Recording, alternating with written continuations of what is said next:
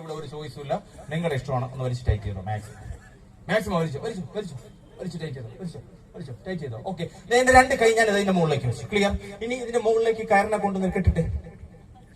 മുകളിൽ കെട്ടിട്ടെ. വലിച്ചോ. ടൈറ്റ് ചെയ്തോ. അതിന്റെ മുകളിൽ ഒരു കെട്ടുകൂടെ ഇട്ട് കെട്ടിന് സ്ട്രോങ് ആക്കിക്ക്. ഒരു കെട്ടുകൂടെ ഇട്ടെ. ഓക്കെ, വലിച്ച് രണ്ടുപേരും നന്നായിട്ട് വലിച്ചോ.